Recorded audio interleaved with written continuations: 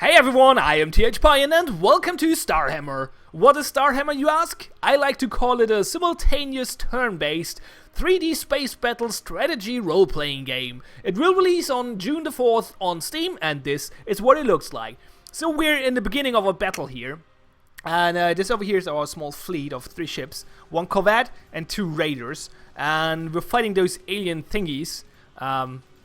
Let's take a better look at them. There we go.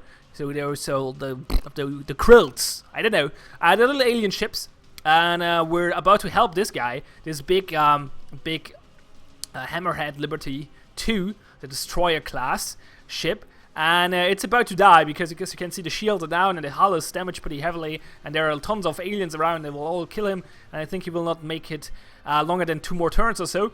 But well, we're not gonna save him, so let's try to shoot down those aliens. So it's turn-based, so we prepare our turn, or simultaneous turn-based, I would say.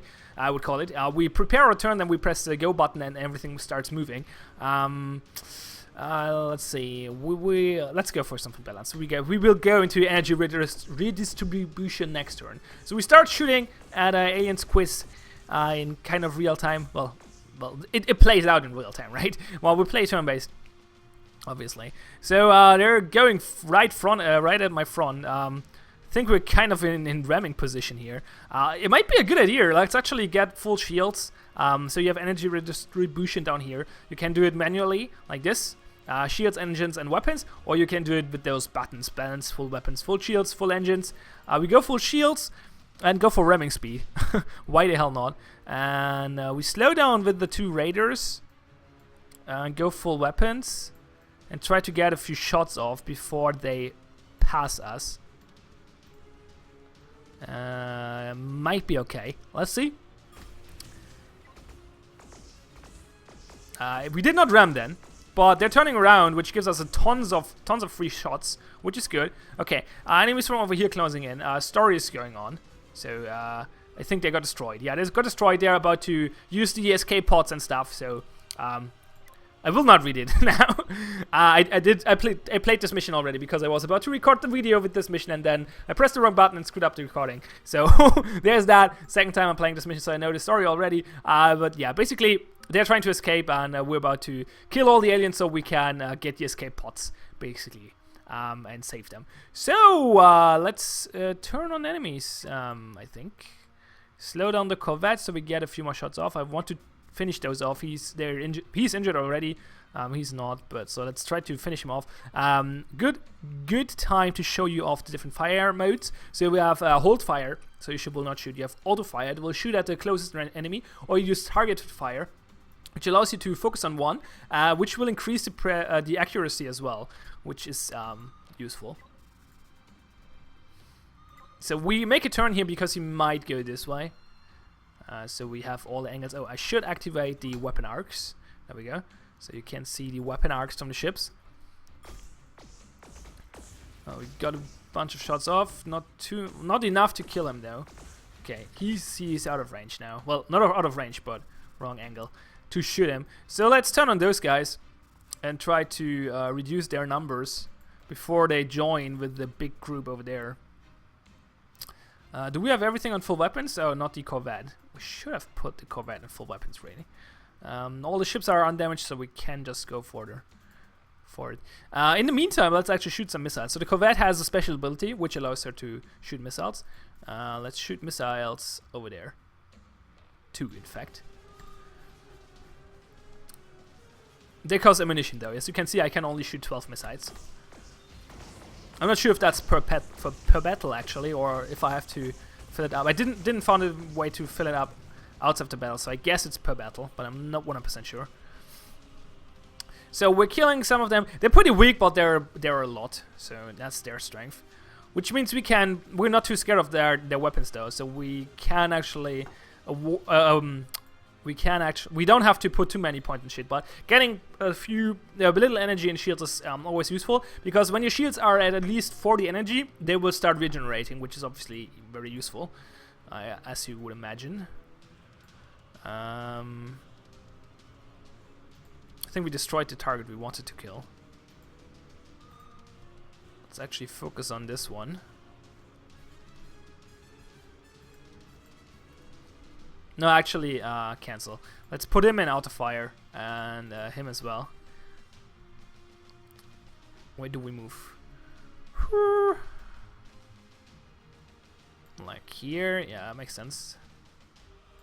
Let's do it like this. So the camera controls, obviously we're in a 3D space battle, so camera controls are not simple. They're kind of okay though. They allow you pretty much everything you want to do, and there are different camera modes as well. Like we're in free camera right now, where we can move how we want. Then there's fixed angle camera, which has like, you cannot rotate this. It's always the same angle. It's useful to move around quickly, I think. And then there's side camera, which is good for different to watch different planes. I called it a 3D space battle game earlier. This was because you can change planes with those buttons. Like you can go up and down. I'm not good at 3D space battles though, so I have no idea why you should do that. But there's probably a good strategic reason for it. But I could not find it yet, so I'm always staying in this plane and just shooting down enemies. Then there's the overhead camera, gives a good overview, and there's a map camera which gives, well, an even greater overview basically. Let's go to free camera again though, because that's best for now. I think we slow down with this one. How is damage? He is pretty. His shields are pretty much full. Well, most of them. You can redistribute the shield, by the way. If you got like, if the shield's damaged, you can redistribute the damage as well. So like we could say, let's fill up the left flank because they're coming from the left. So there are a lot of enemies coming. So I think we go full shield because he will take a beating here. They will go for him probably. So we do something like this. Ooh, let's turn the combat to get firing arcs on them. And actually, let's get him in position here as well. And redistribute the shield to the front. Have the shield on 40% energy, that's fine. If the Corvette can afford to have full weapon energy. And there we go. And everything plays out. We shoot a bunch of Skrills. Not sure if we got some. There are a few dead ones, like this one. I'm not sure if we killed him this turn though. I'm colliding with my own ship. That's never good. So let's try to avoid that. He will stay on full shield because there are a lot of enemies here. They're not looking in our direction though. Wait, what's the front of those things? Oh no, wait, that's actually the glowing thing is actually in their head. So they are looking in this direction. So let's be careful with the Raider and keep him at full shields. And the Corvette will just go front, head on into those enemies. They're not shooting that frequently, so maybe we can lower the shields again in order to deal more damage. Not with that Raider though, he's damaged already, so we want to regenerate those shields a little bit. Let's just get them, let's just keep them all in front of us, where our heavy weapons are. Well, the Raiders only have weapons in the front, but the Corvette has weapons in the back as well, or in rear. So we can shoot backwards at this guy, for example. As you can see, the arc. It's actually pretty wide. We're colliding with that one. I'm fine with that. I think the Corvette can survive a collision with a small krill. Oh, okay. He flew away. Okay, now they're trying to outmaneuver us. So we have to start to rotate and do some stuff. So we rotate over here, we rotate the Corvette, and we rotate this Raider over here. We should be fine. Let's check damage. Corvette is actually taking decent amount of damage. Let's get her shields up a little bit.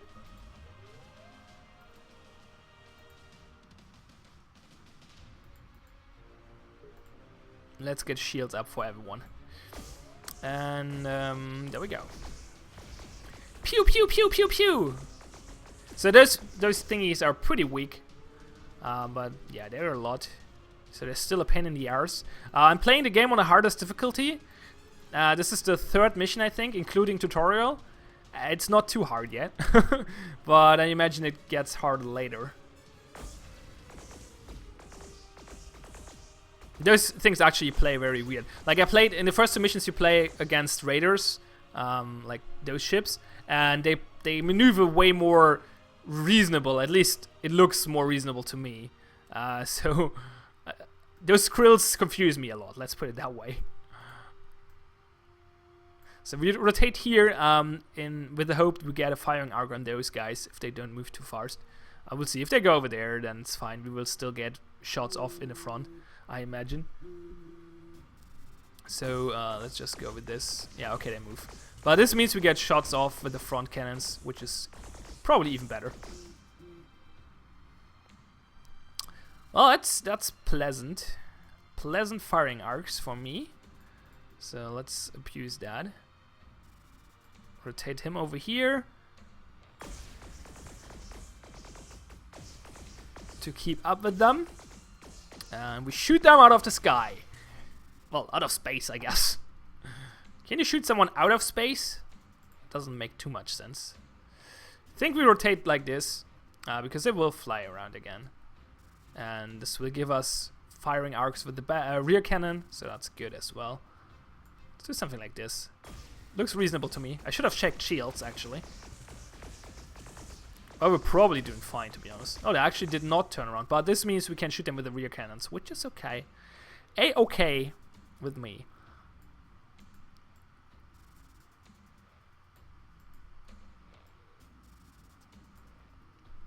Yeah. Looks okay to me. Everyone is on 40% energy and 44 weapons, which is good as well. Not energy, 40% shield and 44 weapons, which is good as well, because it allows us to regenerate the shield slowly. We're not under too heavy fire, so we can avoid or can afford to not have the shields on maximum. We don't have to maneuver too much because they're actually not trying to escape our firing arcs for some reason. So we're in a good spot. Let's see if we can finish them off. We could shoot more missiles, I guess.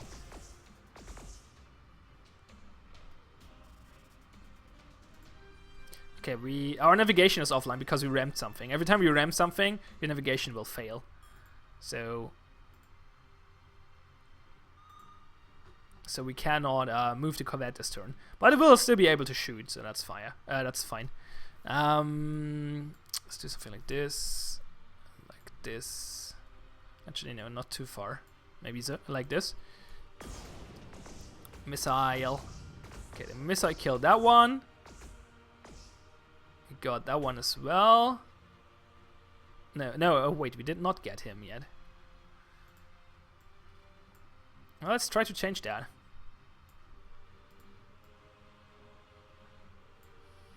Let's try to keep them in our firing angles. Okay, there we go. He's down already. We got him as well. Very good. Rear cannons. Nope. Okay.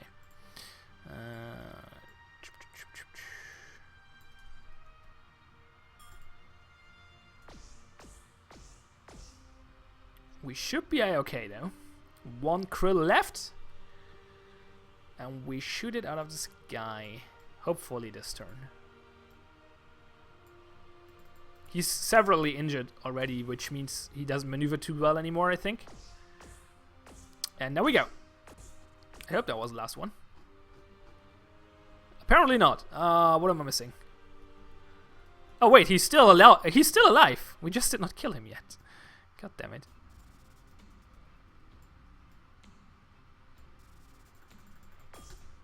There we go.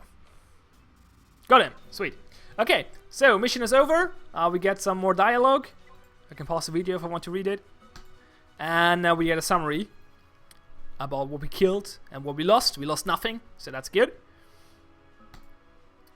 And then we continue to the chapter selection. So this is the main screen, basically, or the select mission screen. So in this screen, you will have the choice to select missions and stuff. And for now, though, like I called this game a role-playing game earlier. The reason for that is that there is a huge story involved, and the story has multiple branches and stuff like that. And for example, we have one choice here.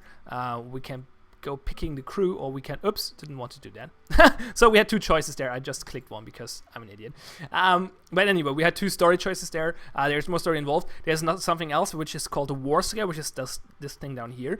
This will be influenced by your behavior, like your actions in missions. So if you're going to kill a lot of enemies, then this will go to the aggressive side of the war scale, and if you're doing a lot of objectives and playing defensively, then we'll go to the defensive side of the war scale, which will affect the story actually. So there's basically two mechanics which will affect the story, and yeah. So there's that. Then there's this crew skill screen. So why was she not in here yet? Well, anyway, so this is our crew. This is our main character, and this is our pilot or something. And they have skills. Well, she has basic training, and she has Navy bred and stubborn. And both of those all of those skills have two states. You can use them aggressively or defensively. And for example, basic training gives 5% flagship weapon damage in the offensive variant, variant, and 5% flagship shields on a defensive one. We want to go for damage. And Navy bred and stubborn both give either 5% flagship shields or 10% flagship movement speed. So then there's something else, like the which skills you choose obviously affects the effect of the skills, but as well the mood of your character. So if I'm going like this, then she's hot-headed. If I'm using going this, she's indomitable. And if we mix it up, she's something in between. And you see this bar between those characters. That's the relation between the characters, and the mood between the characters will influence the relation between the characters. And the better the relation between your characters, the bigger your crew bonus is. So interestingly enough, the relation gets better if they're not in the same mood. So if they're both defensive, then then they're actually mildly hostile to each other. If they're both aggressive, then we get the same result. But if we mix it up a little bit, then they're mildly friendly, which gives us a 9% bonus to the engines, which is nice. So we take that. You obviously get more crew members later on and stuff like that. And then we get more story, and we jump into the next mission, not to play it but to show you this screen. So we got a new ship in this mission, which is this one, which is a frigate, and we can put our other ships in there as well. We have a spare radar left because I was producing one earlier. You can do this by clicking this button if you have the resources to pay for it. So they cost whatever the resource is. I don't know. There's no money sign and nothing, so I don't know. You could buy another corvette or a raider if you have the resources for it, and then you can choose your army, and you can design your fleet positioning basically. So this is how you will enter the fight. This is probably not a good formation. It's okay for demonstration purposes. You can increase or decrease the planes for them as well. So you could do something like that and go into the mission like that. It's probably not a good idea. But what do I know about formations? So anyway, this is how this works. And I could, for example, swap out this raider and get this raider. And I don't think I can swap out the corvette. Maybe I can. I know I should not be able to swap out my flagship, but maybe the big one is the flagship for this mission. So we cannot swap out that one. We can swap out the raiders though. And I think they get experience and stuff as well, so that's important, and will influence the outcome of the battle, obviously. So we're not going proceeding here though. Back to mission select. Actually, this is not our pilot. This is some guy on our ship. I'm not sure what his job is, but I don't think he's a pilot. Might be a she as well, I'm not sure. Hard to tell. Main character is obviously a she. Well, actually, I don't know. Doesn't have to be a she. Could be a man as well, but I think it's a woman. Valorant could be both. Heaven could be both as well. I don't know. Anyway, not too important, I guess. Gender of my characters. So there are a few flaws I found so far. Like the UI is... The mission select UI is weird. Like the game doesn't autosave actually. If you go back to the menu, main menu, and you don't press the save campaign button, then it will not save. I think if you press resume, it is okay, but if you load, it will screw over your save. So that happened to me earlier. So that was unfortunate. Anyway, the game is pretty complex. Actually, too complex for me. I think there are a lot of people who will enjoy this sort of complexity in terms of how the battles play out with the ships and like pretty strategic and tactically. A lot of options. You have a lot of options. By the way, crew members can give you active skills in battles as well. So what you can do, like shooting missiles, depends on your ship and your crew as well. So you get more options later there as well. More ships. You decide which ships you will build, and you decide the story basically. So that's the other part that a lot of people will enjoy. I think is the big story thing with the branches and stuff and everything. However, as I said, the game is very complex, and it might be too complex for a lot of people. It's too complex for me, to be fair. Like I could play it, but I would not have fun in the long term because it's just too many stuff. I don't know. It's hard to explain, but I think the game wants to do this, and I think it does it pretty well, at least from what I've seen so far. So if you're into big space battle games with interesting story and stuff like that, and role-playing elements, then by all means, it's called Starhammer. It's available on Steam on June the 4th. And, well, yeah. Thanks a lot for watching. Have fun, and see you next time.